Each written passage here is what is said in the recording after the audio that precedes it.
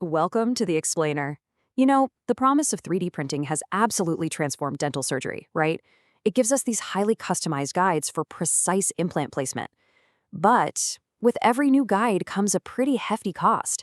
Just think about the financial and environmental toll for a second. We're taking a highly customized, expensive dental surgical guide, using it for maybe a single 30-minute surgery, and then literally tossing it in the trash. It's a staggering amount of waste, and it's something the entire dental industry is taking a hard look at right now. Which brings us to the massive elephant in the room question on the minds of dental professionals everywhere. Are 3D printed guides strictly single-use devices? Now, historically, there's been a very real, very valid fear here. Practitioners worry deeply about cross-contamination between patients, and, of course, they worry about material deformation. I mean, if a guide warps even slightly during cleaning, boom, it could ruin an entire procedure. No one wants that.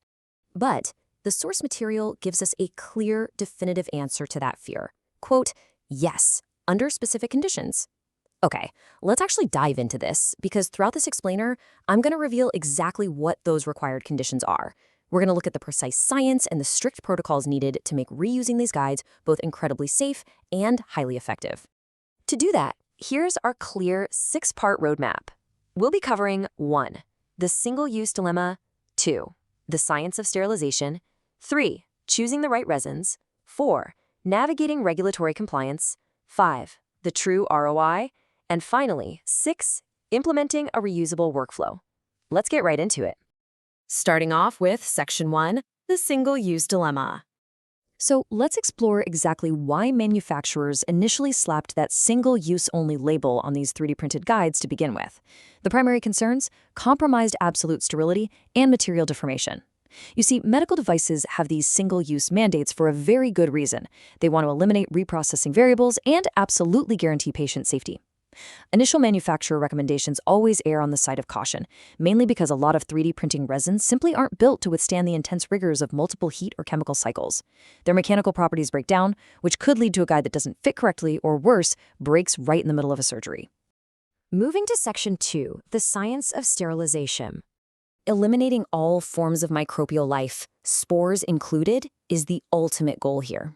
And we see a really stark contrast between traditional and modern methods. High heat, like your traditional steam autoclaving, is a trusted, go-to method for metal instruments.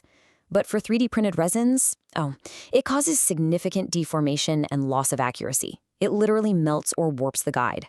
On the flip side, low-temp methods like ethylene oxide, or EO gas, and hydrogen peroxide plasma preserve the dimensional accuracy of the material. They are so much gentler on the plastic. So the crucial point is finding the right low-temp method, and hydrogen peroxide gas plasma emerges as the absolute hero of our story here. It converts liquid H2O2 into a plasma state to destroy microorganisms. It offers rapid cycle times, leaves zero toxic residues, and it's highly effective for heat and moisture-sensitive devices. It's honestly a remarkably attractive and safe option, especially when you compare it to EO gas, which requires these really long aeration times to dissipate the residual gas, or cold chemical disinfection, which often falls short of true sterilization by not killing all the spores. Let's move on to Section 3, choosing the right resins. Getting the sterilization method right is honestly only half the battle. The material itself is just as critical. ISO 10993 is the absolute foundation for safe use here.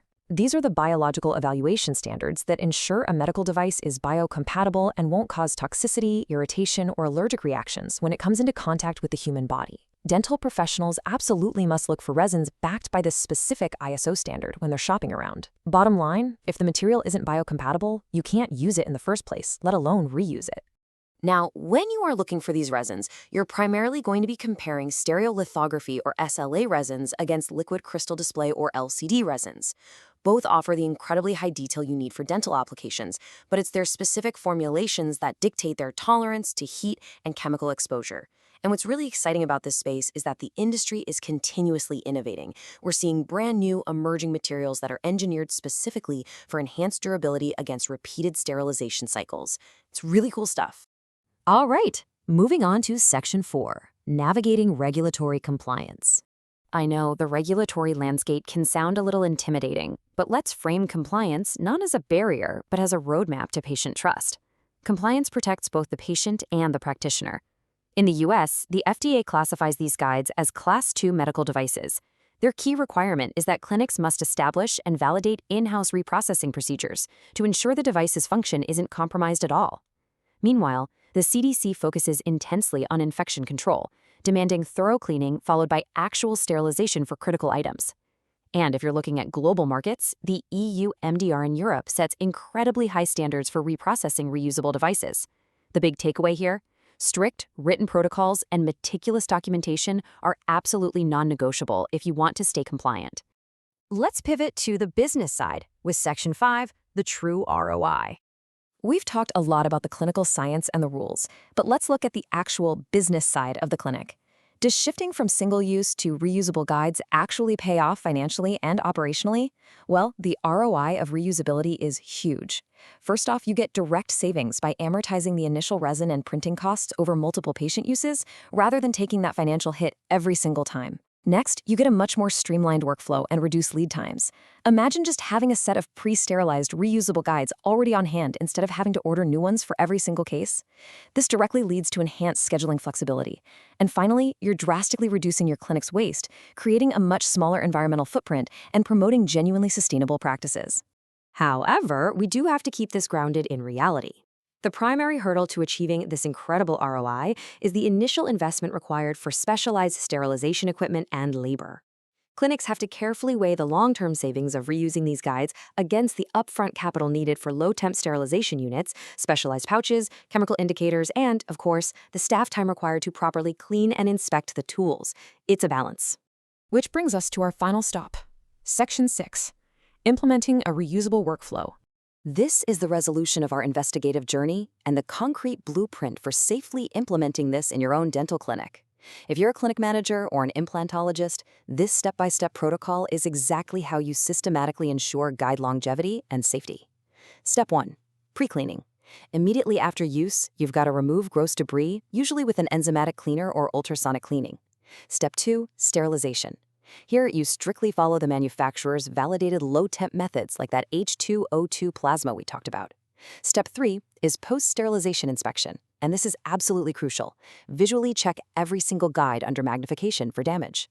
And finally, Step 4, storage and tracking. Store them in sterile pouches in a dry area, and implement a really robust tracking system that logs every single cycle for every unique guide identifier. And that leads perfectly into proactive quality assurance, which is critical here. You must immediately discard guides that show any discoloration, brittleness, cloudiness, or texture changes. This is how you troubleshoot proactively. If a guide no longer fits perfectly accurately on a model or a drill, well, it's likely deformed. It has to be retired from circulation right then and there to prevent any clinical errors. No exceptions. Ultimately, this all comes down to the human element. Your practice prioritizes patient safety above all else, and your confidence in your protocols will naturally instill confidence in your patients. Now, patients might naturally have hygiene concerns about reused items. That's completely normal. So transparent communication is key here. By explaining that your practice uses rigorous, validated sterilization processes, literally the exact same standard you use for metal surgical instruments, you build ultimate trust with them. Which leaves us with this final, thought-provoking question. Is your practice ready to make the switch to reusable 3D printed surgical guides?